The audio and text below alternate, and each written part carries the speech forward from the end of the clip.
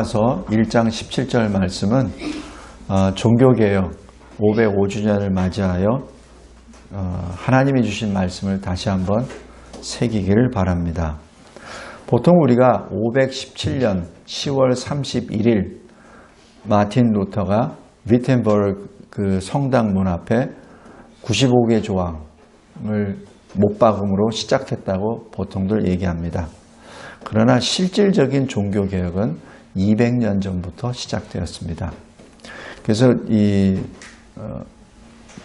영어권에 있는 목사님들이 항상 다 거의 대부분이 가지고 있는 주석책이 있어요. 이게 틴데일 주석책입니다. 저도 저기 가지고 있는데 윌리엄 틴데일 그리고 위클리프. 그래서 왜 요즘에 위클리프 그 선교회가 있어요. 위클리프에서는 예수님이 다시 재림하시기 전에 복음이 모든 민족에게 전해질 거라는 그 사명을 받아서 번역을 합니다. 어느 정도까지 번역하면은 아주 소수 민족, 뭐 몇천 명이 있는 그런 종족까지도 그 언어로 번역을 하고 있죠. 근데 그 번역이 굉장히 많이 된 것으로 알고 있습니다. 그래서 그것이 다 끝나면 주님이 재림하신다는 것까지도 생각하고 계속해서 지금 번역 작업을 하고 있죠. 바로 이 위클리프와 그리고 이 틴데일이 200년 전, 100년 전에 존재하면서 하나님 앞에 이 선언을 합니다. 어떤 선언을 하냐면 교회는 개혁되어야 합니다. 성경으로 돌아가야 합니다. 그래서 이분들이 번역 작업을 쭉 해요. 왜냐하면 이 중세 로마 캐톨릭은 라틴어로 되어 있는 것을 가지고 그 사제들이 쭉 했기 때문에 일반 백성들은 무슨 말을 한지도 몰라요. 라틴어를 쓰지 않기 때문에. 그래서 성경과 그리고 신학을 일부 사람들만 소유하고 있었죠. 그래서 그 사람들이 말하는 것을 그냥 듣고 아멘 아멘 하면서 그 사람들이 하라는 대로 따라갔었던 것이 로마 캐톨릭, 바로 중세시대의 교회였습니다. 그래서 하나님의 성령을 받은 이런 분들이 성경을 번역해야 되겠다. 그래서 영어로 번역하고 다른 나라 말로 번역하기 시작했죠. 그 일 때문에 위클리프와 이 틴데일 이분들은 순교를 당합니다. 왜냐하면 교황의 명에 거역했다는 얘기죠. 어찌하여 너희들이 교황의 명령도 받지 않고 번역을 했느냐는 얘기죠. 그리고 어찌하여 교황의 권위를 도전하느냐. 왜 성경으로 돌아가라 라는 그 말을 하느냐. 성경은 로마 캐톨릭 교회가 정한 것이니까 너희들은 교황에게로 와야지. 어찌하여 성경으로 돌아간다는 얘기하느냐. 그래서 이단으로 정죄하면서 죽입니다. 이것이 로마 캐톨릭의 전형적인 방법입니다. 로마 캐톨릭은 특징은 자기들이 세가 약할 때 평화의 제스처를 취합니다. 자기가 어떤 힘을 얻었을 때 밟아버립니다. 그 수법이 공산주의자들과 똑같습니다. 공산주의자들도 힘이 약할 때는 평화의 제스처를 하고 평화협정을 맺자고 하죠. 그러다가 힘을 얻으면 되면은 그 다음에는 없애버립니다. 그러한 일들이 과거에 있었고, 그리고 이 안후스라는 사람이 또 이렇게 말합니다. 우리의 신앙과 생활의 유일한 법칙은 하나님의 말씀입니다. 왜냐하면 교황의 칙서나 교황의 어떤 명령이 아니라 말씀이 곧 성경입니다라고 선언을 하죠. 이러한 일로 인해서 안후스는 화형을 당합니다. 불에 타 죽어요. 근데 불에 타 죽는 그 현장에서 마지막 예언을 합니다. 어떻게 예언하냐면 여기 거위 한 마리가 타 죽지만 100년 후 여기서 백조가 나올 것이다. 이것이 1415년 일입니다. 우리 종교개혁은 1517년이죠. 그래서 이 안후스의 그 예언 그대로 100년 후 마틴 루터가 백조의 모습으로 95개 저항을 선포합니다. 그리고 교황과 그리고 이 로마 황제가 이 마틴 루터를 이단으로 정죄하고 죽이려고 할 때 하나님께서 한 성주를 들어서 그를 지켜주시고 그곳에서 이 마틴 루터는 성경을 라틴어에서 독일어로 번역합니다. 놀라운 역사죠. 그래서 그냥 로마 캐톨릭의 교황 체제 아래에 있는 소수 몇 사람만 가지고 있는 성경을 이제는 만민에게 다 확산시켜버리죠. 이것이 종교개혁입니다. 그래서 종교개혁을 저한테 물어본 사람이 있어요. 그게 뭐냐고. 말씀으로 돌아가는 겁니다. 말씀으로 돌아가는 겁니다. 말씀으로 돌아가야 내가 모습이 변화가 되죠.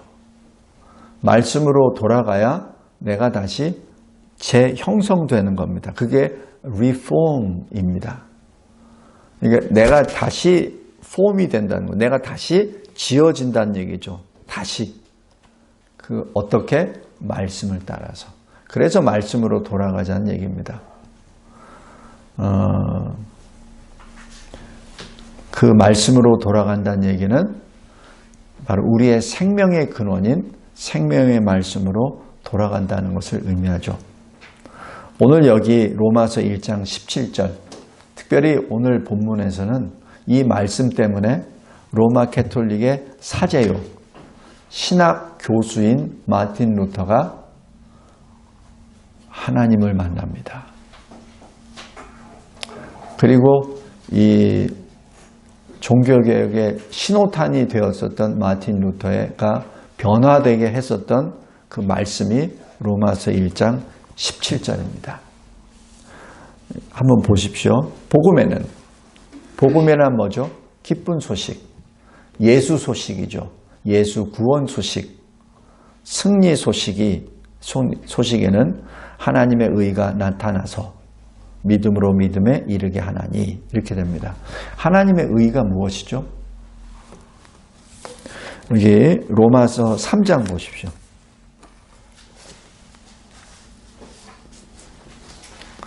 로마서 3장 10절 보시기 바랍니다. 기록된 바 의인은 없나니 하나도 없으며, 그죠? 이 세상에 의인은 없습니다.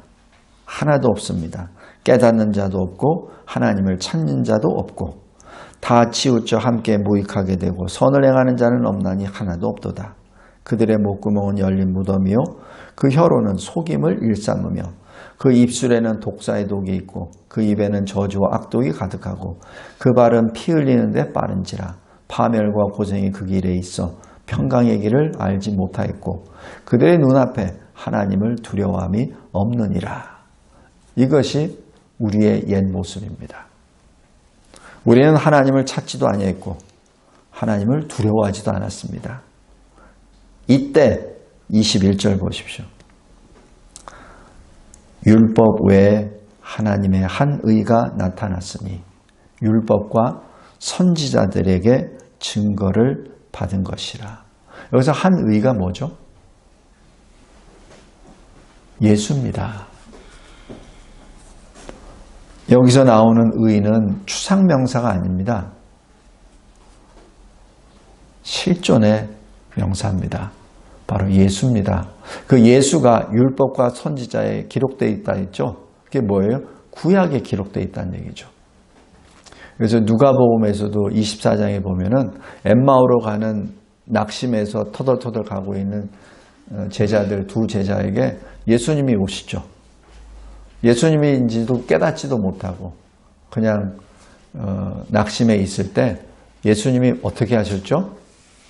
누가복음 잠깐 보십시오. 누가복음 24장.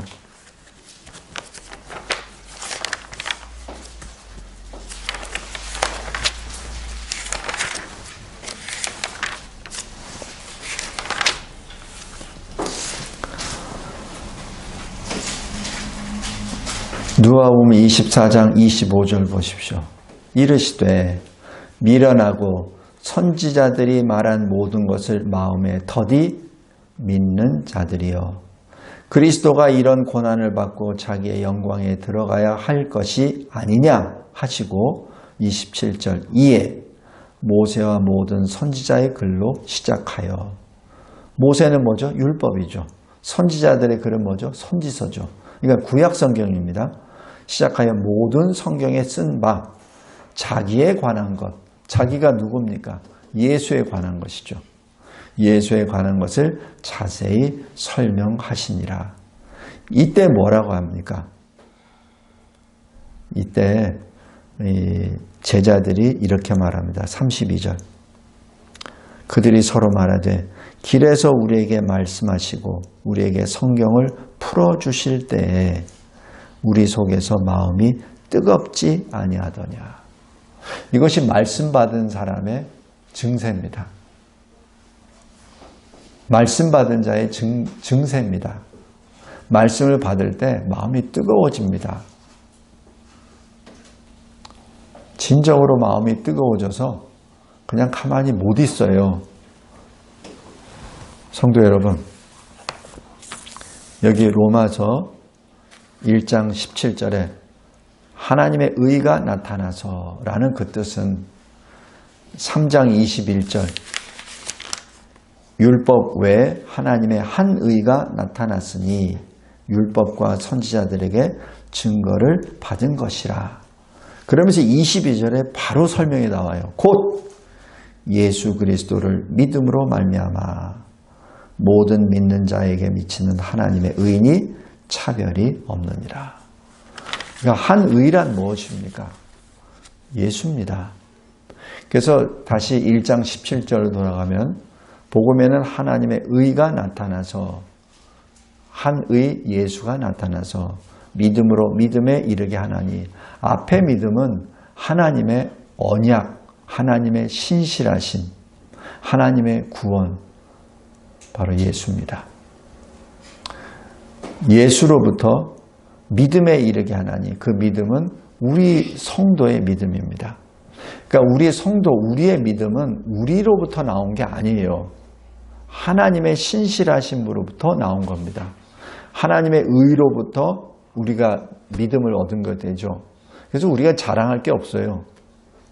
내가 목사고, 내가 장로고, 내가 집사고, 권사고, 내가 교회 50년, 60년 내가 헌신했고 자랑할 게 없어요. 왜냐하면은 내가 내 모습이 된 것은 내 의지나 내 능력이 아니라 내가 받은 겁니다. 하나님의 의로 내가 받은 것이고 하나님의 아들 예수 그리스도로 내가 받은 것이지 내 자체 내에서 나온 게 아니에요. 그래서 우리가 믿는 것은 우리가 아니라 바로 외부로부터 주님으로부터 받은 것이죠. 그래서 계속 1장 17절에 이렇게 기록합니다. 기록된 바 오직 의인은 믿음으로 말미암아 살리라. 의인이 무엇이죠? 하나님의 의에 속한 자죠. 의인은 하나님의 의에 속한 자입니다. 하나님의 의가 뭐라고 했죠? 그리스도. 그러니까 그리스도께 속한 자가 뭐죠? 그리스도인, 크리스찬 아닙니까? 그래서 여기서 말하는 의인은 바로 크리스찬, 그리스도인을 말합니다. 내가 어떤 의롭게 행동을 해서 의인이 된 게 아니고 그리스도를 믿는 자, 그리스도 믿는 자가 뭐 누구예요? 크리스찬, 그리스도인 아닙니까? 그리스도인은 믿음으로 말미암아 살리라. 어떤 믿음? 하나님이 주신 믿음으로 산다는 얘기죠. 그것이 17절 말씀입니다.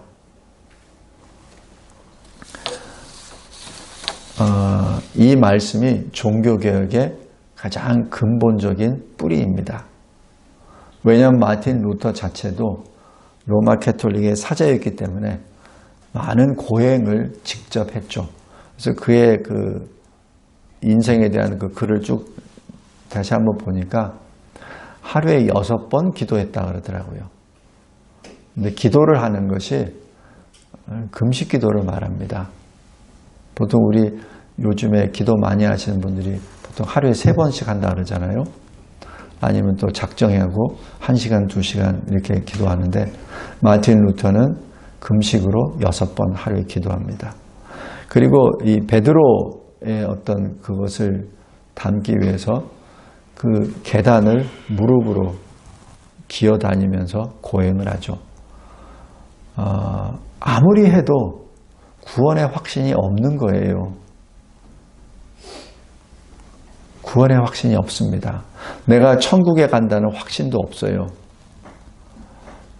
그 지경에 있을 때 주변에 있는 동료, 사제들, 신학자들이 뭐라고 하냐면 마틴 루터 미쳤다라고 합니다. 그래서 이 가두기까지 합니다. 근데 마틴 루터는 계속해서 내가 사제가 되었으면, 하나님의 종이 되었으면 그 확신이 있어야 될 텐데 도대체 이 고행을 해도 확신이 없으면 그 확신이 어디서 얻느냐는 얘기죠. 그때 받은 말씀이 17절 말씀입니다. 오직 의인은 믿음으로 말미암아 살리라. 고행으로 사는 게 아니야. 고행으로 사는 게 아니고 너의 열심으로 사는 것이 아니고 너의 희생으로 사는 것이 아니라 믿음으로 사는 거야. 거기서 눈이 열립니다. 그래서 신학 교수였으면 대단한 위치에 있는 사람 아니에요. 마틴 루터가 요즘으로 하면 천재입니다. 그 라틴어에서부터 이 헬라어, 히브리어, 그다음에 자기 모국어 독일어, 별로 이게 나이가 30대 초반인데도 그것을 다 한 사람이에요. 그렇게 한 사람 찾기 어려워요. 성경 쉬운 것 같지만 그것을 번역하는 것 결코 쉬운 거 아닙니다. 받아 적는 것도 시간이 많이 걸거려. 마틴 루터 하나님 앞에 간절히 기도하고 그 당시 천주교 교회 로마 캐톨릭에서 하라는 고행을 다 했죠. 그래도 답을 못 얻었습니다. 그때 하나님이 주신 말씀 로마서 1장 17절 말씀입니다. 저 개인적으로도 이 17절 말씀이 제 인생을 바꾸는 말씀이기도 합니다. 저도 천주교에서 33년 동안 있었거든요. 아무 생각 없이 신부가 하라는 대로, 수녀가 하라는 대로 절하라면 절하고 죽은 자를 위해서 연두미사를 드리라면 드리고 영성제를 하라면 하고 고해성사 하라면 하고 하라는 대로 다 했죠. 전혀 비판도 하지 않았습니다. 전혀 생각도 없었습니다. 그냥 하라는 대로 했습니다. 왜냐하면 어렸을 때부터 성당에 다녔으니까. 그러나 하나님 말씀을 다시 읽을 때 특별히 로마서 1장 17절에 오직 믿음으로 말미암아 살리라. 그 말씀이 저를 또한 변화시켜 주셨습니다. 오늘 여기 종교개혁의 505주년을 기억하면서 다시 한번 이 말씀을 다시 한번 읊조리기를 바랍니다. 읊조린다는 얘기는 외워서 계속해서 중얼중얼 거린다는 얘기예요. 무슨 주문을 외운다는 것이 아니라 그 말씀을 외우면서 묵상하고 내 마음으로 소화하고 그것을 내 창자에 집어넣고 그것이 내 인생이 되게 하려고 하는 것이 읊조린다는 표현입니다. 로마서 1장 17절 말씀, 종교개혁의 뿌리가 된 하나님의 말씀입니다. 오늘 여기 설교 요약에 그 종교개혁의 5가지 솔라라는 것을 쭉 적어봤습니다. 오직 성경, 오직 믿음, 오직 은혜, 오직 그리스도, 오직 하나님께 영광. 이것이 종교개혁의 기치였습니다. 성도 여러분, 이 자세한 내용을 읽어보십시오. 그리고 오늘 로마서 1장 17절 하나님의 의가 나타나서 이 말씀을 다시 한번 묵상하며 그 의가 바로 우리의 주님이심을 늘 마음에 새기며 하나님께 더 가까이 나아가시기를 바랍니다. 근데 두려운 말씀이 이 18절부터 기록됩니다. 성도 여러분, 여기 성경 보세요. 17절까지, 17절에는 의인의 영생에 대하여 나왔죠. 이것이 이 성경의 이 대조법입니다. 의인은 17절입니다. 그러나 악인은 어떻죠? 18절부터 쭉 나옵니다.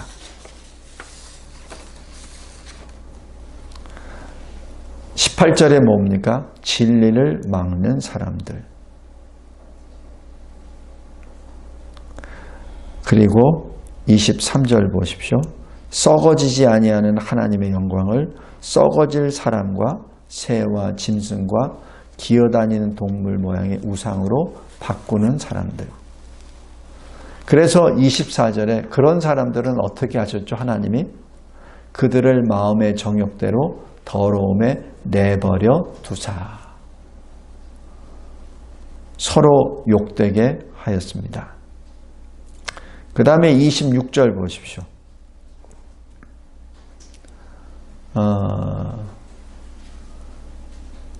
그들을 부끄러운 욕심에 내버려 두셨으니 곧 그들의 여자들도 순리대로 쓸 것을 바꾸어 영리로 쓰며 그와 같이 남자들도 순리대로 여자 쓰기를 버리고 서로 향하여 음욕이 부릴 듯하며 남자가 남자와 더불어 부끄러운 일을 행하여 그들의 그릇됨에 상당한 보응을 그들 자신이 받았느니라.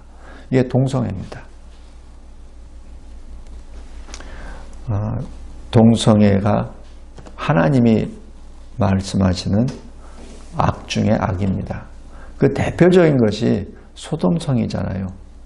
그래서 소돔이 멸망을 당하죠. 28절 보십시오. 또한 그들이 마음에 하나님 두기를 싫어하며 하나님께서 그들을 그 상실한 마음대로 내버려 두사. 하니까 어떻게 됩니까? 29절. 불의, 추악, 탐욕, 악의, 시기, 살인, 분쟁,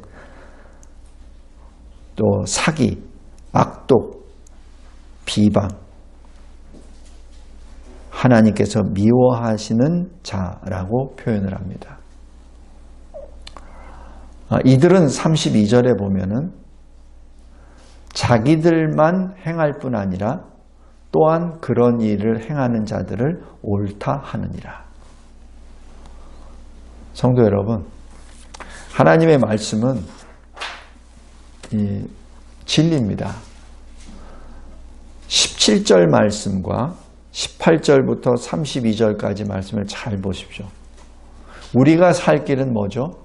예수 믿음입니다. 그러나 예수 믿음에서 떠나면 어떻게 되죠? 이 18절부터 32절입니다. 우리 계시록 21장 보십시오.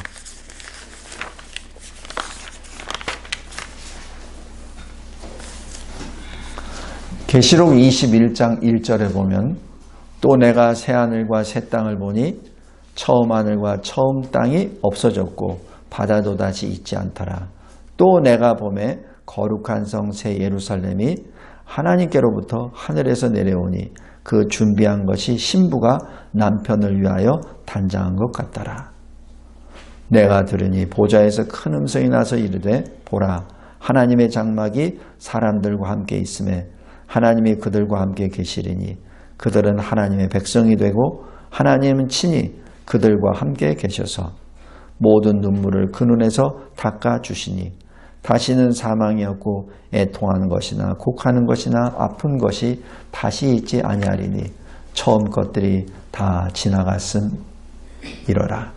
보좌에 앉으신 이가 이르시되 보라 내가 만물을 새롭게 하노라 하시고 또 이르시되 이 말은 신실하고 참되니 기록하라 하시고 또 내게 말씀하시되 이루었도다.